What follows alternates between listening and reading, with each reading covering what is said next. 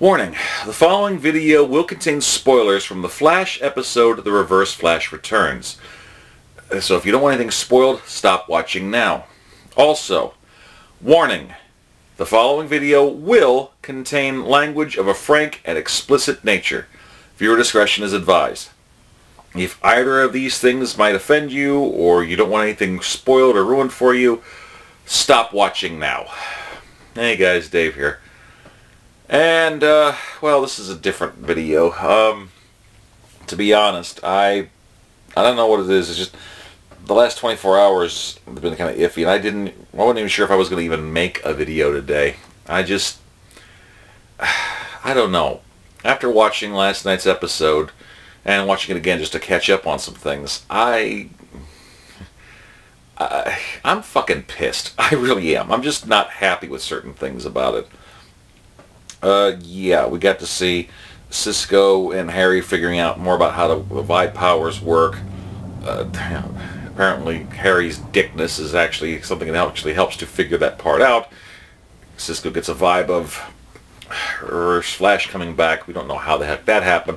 Managed just to get there and stop him. And of course, Flash is checking in all these things where he knows who Eobard Thawne is. They fight.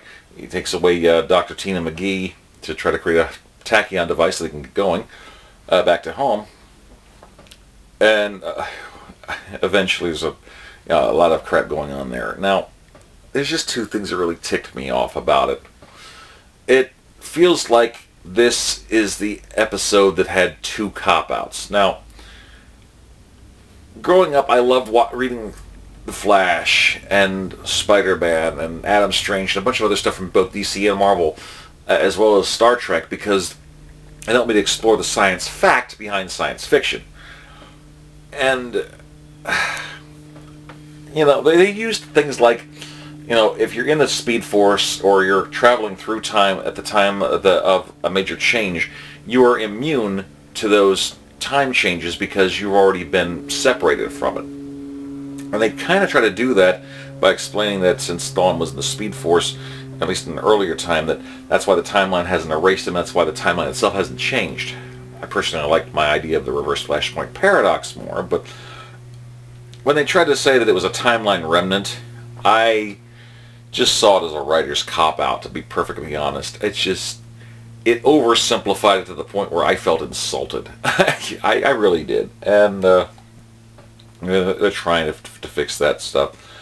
And, well, eventually they try to tune into the goggles that helped Cisco to tune his Vibe powers before, which I thought they looked like when he was tapping into wasn't necessarily time. I thought he was actually tapping into the Speed Force itself in its own way, because it was similar to the visions that Barry got, but he was doing it. So, I don't know. Eventually they managed to track down where Dr. McGee and Thawne are, and actually get a vision of the future that Cisco's able to eventually lock onto. They managed to have a huge fight. It's nice to actually see Barry vibrating through walls just in the nick of time to get to stuff. That was cool. There's a big fight. There's, of course, the big race and everything. And Barry just being brutal and catching Thawne's ass was kind of satisfying. I really liked that part. Meanwhile, Caitlin and them are trying to find Jay's Earth-1 doppelganger to try to get some healthy cells from him to replace the damaged cells that Jay has. And that's not turning out to be very beneficial. And Patty's finally wrapping things up, getting ready to head to Midway City. She's trying to reach out to figure out what's going on with Barry. She even figures out that he is, in fact, the Flash. And she's trying so hard to be in his life, to stay there. But Barry is like, I don't want anyone else to get hurt because of me. I don't want anyone else to be used because of me. So he's just blocking himself out there. And that's kind of hurtful to watch. Meanwhile, Iris's mother's dying. Wally's been avoiding her. Iris is trying to get the family more back together. There's a lot of emotional stuff there, but the big thing was this Thawne hasn't experienced so many other things yet, so he's having people tell him what is going to happen to him and little things like that. And even Cisco manages to get the last laugh in, but meanwhile we're starting to see some weird nosebleeds and things like that going on. Eventually, so many things have been changed now that Cisco starts to seize because he's connected to dimensional fluxes and whatnot, and he's actually being personally affected by it. He actually starts to go out of phase, which I predict one day will actually start to trigger more of his vibe powers, not just to sense things, but actually be able to affect them. So that's a prediction I'm making. But the only way to save Cisco is to have Reverse Flash return back. I mean, even after the Tachyon device was destroyed, they essentially have to build up enough momentum with the Speed Force to create a portal. Flash throws his ass back in, and, you know, that's it. I hate when the motherfucking bad guy gets off on a technicality. This was a big one, and it pisses me off. But the other thing that got me is, eventually after all this is getting settled down, well, Jay takes Caitlin to a park to explain why he knows it was futile to try to do it. And he finds out that he did have an Earth-1 doppelganger. But due to things on this Earth, his mother died in childbirth, he was shipped around to a couple places and eventually adopted and given the name, wait for it, Hunter Zolomon. Oh, this pissed me off. You don't understand. No. People were saying, hey, the guy thought that Jay Garrick is Zoom, this proves it. No, it doesn't! Oh, God. I mean, to me, this felt like it was lip service. It was writer lip service trying to put things together in a way that is supposed to be able to make things work, but it just didn't quite work. I mean, with the whole time travel thing alone, it pisses me off when a show that's so well done drops the fucking ball. And just a right thing here. Well, season finale or the series finale of Quantum Leap, after Sam's fixing things, so he takes off, and you know the bartender Al, or aka God, says, "Well, that's just the way it is," and it's easier to just say that's just the way it is. What? So you're just dismissing it, saying that's just how it works. No real explanation. Nothing deeper there. Just dropping the fucking ball. Kiss my ass. Same thing with an episode of Hercules, The Legendary Journeys, starring Kevin Sorbo. He and Autolycus, the King of Thieves, played by Bruce Campbell, go back in time. And they do affect a few things, but they're worried about how it'll affect the future if they've ever met themselves or whatever. And Hercules just says, the past will fix itself. No, it won't, you asshole!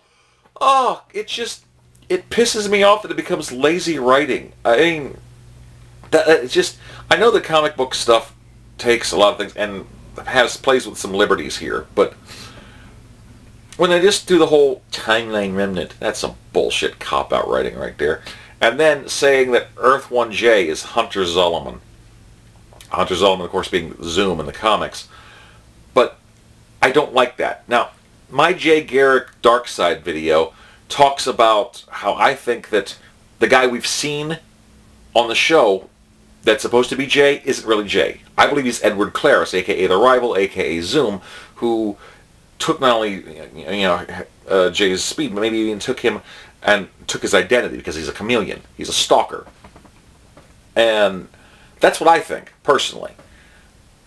People were saying, well, doesn't this kind of confer it? No. Hunter Zolomon on Earth-1 being Jay, it pisses me off because it's a slap in the fans' faces. Yes, it's a nod, but they're trying to put so many things in there. They're trying to fit things in, but they're trying to give lip service in ways that it just doesn't seem to work, in my opinion. That means that, see, Zoom, Hunter Zolomon is Wally West's enemy. That means that Wally West's friend is wearing Jay's face, and actually is supposed to be a version of Jay. That Hunter Zolomon gets his back broken by Grodd, and it's Jay. That he asks Wally for help to go back in time to fix it, and he won't. So he goes and gets the cosmic treadmill, and it explodes on him, giving him the speed powers actually tied to the time stream instead of the speed force. And it's Jay. Him going after making Wally a better hero because he has to suffer tragedy. which they've been barring the hell out of all for season 1 and 2 of this. I mean, they've been pounding the shit out of that. And then the kicker, it means that one day in the future, when Wally West falls in love with Linda Park and she's pregnant with their twins, Zoom is going to kill Jay and Iris, their son and daughter, twins, in Linda's belly with a snap, wearing Jay's face. I think it's a freaking slap in the face. It's an insult. I think it's lazy writing, in my opinion. I mean, it's just, the guys have done so good so far. When they do something like this, it pisses me off. I know I could be just geek raging here, but I just, it felt, like I said, the timeline remnant thing doesn't, it oversimplifies it without really fully going into more detail. It's more of a writer's trick, I think, and they're just using it as a MacGuffin. Couple that with Earth 1 Jay Garrick being Hunter Zolomon. These are 2 times that I feel like the writer's room, I'm sorry guys, I've given you guys props before, I love a lot of your work, but in this case I feel like this was just shoehorned together. I think that Earth 1 Jay, aka Hunter Zolomon, is just name dropping in a red fucking herring. I do not think he's Zoom, because Zoom showed up around the same time that Jay got his powers and the accelerator exploded there 2 years ago. That was before the portal opened from Earth 1 to Earth 2. How could he have even gotten there? So no, I don't think it's him. It hurt, man. I mean, we also kind of get a little bit more of the motivations behind Eobard Thawne in this one. I mean, I kind of like the fact that he says that, yes, I was a fan of yours. I tried to be like you. Then I found out that I was destined to become your greatest enemy, which it harkens back to the Flash storyline, The Return of Barry Allen, without going through the whole part where he thought he was Barry. So that was a nod, again, which I think it's kind of funny. A while back on Facebook, I did one of those online quizzes that, what superhero or supervillain would you be? I filled out the answers honestly, and I got Reverse Flash. No! I fucking hate the Reverse Flash! It's just, I trust me, I do see the irony in it. The fact that I'm bitching about the fact that things aren't quite what I thought they are, and I'm getting angry here. Well, I don't plan on, if I ever get super speed, to put my hand through Grant Gustin's chest. That's not going to happen. But it feels like to me that people that aren't familiar with the show are going to like it. And overall, it is a pretty good episode. I think it is definitely a cornerstone to worth watching. And if you don't know the comics, sure, you're going to love the hell out of it, and you might even think it's one of the best ones out there. But to those of us who know the comics, who know the characters, who know the past, and to see what they're changing up, the oversimplification of the things, as well as Earth 1 Jay Garrick being Hunter fucking Zolomon, it just feels like a slap in the face to me. Now, I'll eventually get over it. Of course, I'm going to keep watching this show. It just left me with a bad taste in my mouth, man. It's just, and if you're wondering why I decided to pull the censors off, I mean, I despise censorship, regardless, in any form. I think you should be able to express yourself fully and completely. Well, since I wanted to get more viewers, I knew that, that a lot of the groups are fan-friendly and family-friendly, and, you got to watch what you say around there, because you don't want to turn the kids' parents off or whatnot. I get that, and I'm fine with that usually, so I tone things down for a long while. And I'm pretty sure I'm not going to go back to doing full uncensored reviews all the time. It's just, after watching Kevin Smith do a fan podcast, I realized, fuck this. I have to express myself. And I'm just so freaking angry I'm numb right now, to be honest. I just, like I said, it felt like a goddamn cop-out. When you start to think about the parts and the pieces putting together, it still feels like a jumble. They're throwing certain things on here to set you off the track. No one really knows what's going on it 100% here or there. And it just felt like it was shoehorning a lot of stuff in. It's just frustrating as shit, man. It really is. Now, like I said, I could be wrong. Maybe it's just me. Maybe I'm just letting my nerd rage fly here, and that's possible. To be honest, it was a toss-up between making a video where I honestly expressed myself, which I knew I may be losing some subscribers and viewers, or just not making one at all. I mean, it could have really gone either way, but I'm kind of just doing this out of reflex and feeling like, maybe if you get it off your chest, you'll feel better. So, once everything calms down, there was a lot of exciting things, but once you start to process it, start to think about what they said, what they did, how does it settle with you? Does it make sense to you? Are you able to accept that? Or is it something that you think there's going to be something you can live with and accept in the future, that this is how it's going to happen? Or, I don't know, it feels like the Speed Force is becoming the MacGuffin, that they can change things in time and whatever, and say, oh, it doesn't matter, we'll write whatever story we want. Hee hee hee hee. Yeah, fuck off. I'm just worried about quality shows dropping the fucking ball, and I feel like they really kind of did here. Like I said, I felt like they jumped the king shark.